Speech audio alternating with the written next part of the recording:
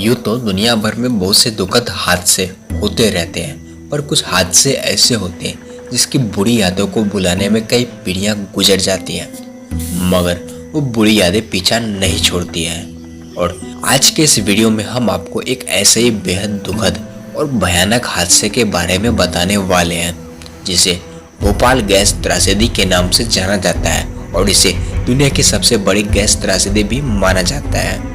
तो चलिए शुरू करते हैं आज के इस वीडियो को। वर्ष 1984 में 2 दिसंबर की एक ऐसी काली रात थी जिसकी सुबह तो हुई, पर रात इतनी खौफनाक थी कि सुबह होते होते हजारों की संख्या में बच्चे, बूढ़े, जवान सब लाश बन गए। उस ठंड भरी काली रात में लोग दिन भर के काम को निपटाकर सोए हुए थे, इस उम्मीद में कि कल की सुबह तो जरूर होगी। सुबह तो जरूर हुई, मगर उस रात एक फैक्ट्री से निकली विषैली गैस ने भोपाल की आधी जनता को अपने चपेट में लेकर लाशों का अंबार लगा दिया। किसी भी अस्पताल में जगह नहीं बची और डॉक्टरों को समझ में नहीं आ रहा था कि मरीजों को किस वजह से आंखों में जलन और सांस लेने में तकलीफ हो रही है। 3 दिसंबर की सुबह होते होते आधा इलाका जानवरों से लेकर इंसानों के मृत शरीर से भर गया। जगह जगह सिर्फ लाशें नजर आ रही थी। इस घटना को समझने के लिए हमें थोड़ा और पीछे जाना पड़ेगा, यानी कि इस भयानक हादसे से 15 साल पीछे, जब पहली बार यूनियन कार्बाइड कॉरपोरेशन ने 1969 में यूनियन कार्बाइड इंडिया लिमिटेड के नाम से भारत में कीटनाशक फैक्ट्री खोली और इसके 10 सालों बाद 1979 में भोपाल में एक प्रोडक्शन प्लांट लगाया गया, जिससे भोपाल के लोगों के लिए रोजगार के नए अवसर खुल गए। उनके लिए एक बहुत बड़ी समस्या का समाधान हो चुका था, वो था रोजगार। फैक्ट्री के आसपास रहने वाले लोगों ने वहां जाकर के काम करना शुरू कर दिया, पर उन्हें इस बात का अंदाजा नहीं था कि यह फैक्ट्री उनकी जिंदगी में एक बहुत बड़ी तबाही लाने वाला है। एक ऐसी तबाही जो न सिर्फ उनकी जिंदगी तबाह करेगा, बल्कि उनकी आने वाली पीढ़ी भी इस तबाही का मंजर देखेगी। उन्हें पता था तो बस इतना कि काम काफी खतरनाक है और जोखिम बड़ा है। दरअसल यह कीटनाशक बनाने वाली फैक्ट्री थी, जिसके कारण फैक्ट्री में बेहद खतरनाक केमिकल्स बनाया जाता था। इतनी खतरनाक फैक्ट्री का घनी आबादी वाले शहर के आसपास होना भी एक बहुत बड़ी समस्या थी। कहा यह भी जाता है कि कंपनी बहुत लापरवाही के साथ फैक्ट्री का संचालन कर रही थी। सुरक्षा के सही इंतजाम की कमी थी और फैक्ट्री में काम कर रहे कर्मचारियों को सही जानकारी और सही ट्रेनिंग भी नहीं दी गई थी। उस खौफनाक रात यानी कि 2 दिसंबर 1984 की रात में प्लांट नंबर C से गैस रिसने लगी। नाइट शिफ्ट में काम करने आए करीब आधा दर्जन कर्मचारी भूमिगत टैंक के पास पाइपलाइन की सफाई करने जा रहे थे। उसी वक्त टैंक का तापमान अचानक 200 डिग्री पहुंच गया, जबकि इस टैंक का तापमान 4 से 5 डिग्री के बीच रहना चाहिए था। इसका असर यह हुआ कि प्लांट के E610 नंबर टैंक में प्रेशर बढ़ गया, जिसमें 42 टन MIC केमिकल्स थे और उसमें गैस लीक हो गई। देखते देखते हालत बेकाबू हो गई। ऐसा इसलिए हुआ क्योंकि टैंक को सुरक्षित रखने के लिए प्रयोग किया जाने वाला फ्रीजर प्लांट बिजली का बिल बचाने के लिए बंद कर दिया गया था।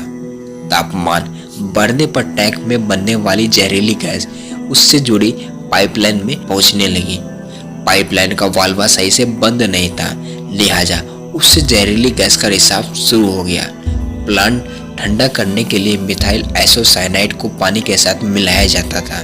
उस रात इसके कॉम्बिनेशन में भी काफी गड़बड़ी हो गई थी। जहरीली गैस हवा के साथ मिलकर आसपास के इलाकों में फैल गई और फिर वो हो गया जो भोपाल शहर का काला इतिहास बन गया।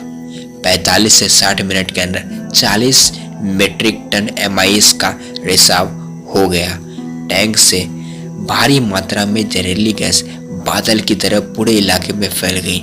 गैस के उस बादल में MIC सहित कई सारी जहरीली गैसों का मिश्रण था। चारों तरफ धुआं ही धुआं था, जिसकी चपेट में भोपाल का पूरा दक्षिण पूर्वी इलाका आ गया। गैस के संपर्क में आने पर आसपास में रहने वाले लोगों को घुटन, आंखों में जलन, उल्टी, पेट फूलने, सांस लेने में दिक्कत जैसी समस्या होने लगी। लोगों ने भागकर जान बचानी चाहिए, लेकिन तब भी गैस की बहुत बड़ी मात्रा उनके शरीर में प्रवेश कर गई थी। बहुत से लोगों ने आसपास मौजूद तालाबों में छलांग लगा ली, यह सोचकर कि शायद आंखों में होने वाली जलन, शरीर की जलन और जहरीली गैसों से जो भी दुष्प्रभाव उनके शरीर में हो रहा है वो खत्म हो जाएगा। परंतु वो जहरीली गैस इतनी खतरनाक थी कि वो पहले ही पानी में घुलकर पानी को जहरीली बना चुकी थी, जिसके कारण तालाब के पानी में जिसने भी छलांग लगाई उनकी सिर्फ लाश बाहर आई। अगले दिन जब सुबह हुई तब तक हजारों लोगों की मौत हो चुकी थी। लोगों को सामूहिक रूप से दफनाया गया और अंतिम संस्कार किया गया। कुछ ही दिन के अंदर 2000 के करीब जानवरों के शव को विसर्जित करना पड़ा। आसपास के इलाकों के पेड़ बंजर हो गए। अस्पताल और अस्थायी औषधालय में मरीजों की भीड़ लग गई। एक समय में करीब 17,000 लोगों को अस्पताल में भर्ती कराया गया। यह एक ऐसी खौफनाक घटना थी जिसमें मरने वाले लोगों का सही आंकड़े भी सामने नहीं आ सकी। सरकारी आंकड़ों के हिसाब से लगभग 4,000 लोगों की मृत्यु हुई है और 1 लाख से अधिक लोग इससे प्रभावित हुए। मगर बहुत से लोगों और रिपोर्टर्स का मानना है कि इस हादसे में लगभग 10,000 से अधिक मौतें हुई है और 5 लाख से अधिक लोग इससे प्रभावित हैं। 5 लाख से अधिक जो लोग जिंदा बचे वो लोग विकलांग हो गए, किसी की आंखों की रोशनी चली गई तो कोई अन्य खतरनाक बीमारियों की चपेट में आ गया। समस्या दुर्घटना के समय तक ही सीमित नहीं था, बल्कि अब तक उसका असर पड़ रहा है। आज के समय की बात की जाए तो आज वहाँ पैदा होने वाले बच्चों में गंभीर स्वास्थ्य समस्याएं दिखने को मिलती है। कोई विकलांग पैदा होता है तो कोई अन्य खतरनाक बीमारियों के साथ पैदा होता है। आज भी भोपाल के उस फैक्ट्री के आसपास के क्षेत्र का पानी दूषित है। आज भी वहाँ जहरीली गैसों का कुछ ना कुछ अंश हवाओं में मिला हुआ है और शायद यहाँ की समस्या अगले 100 सालों तक खत्म ना हो पाए।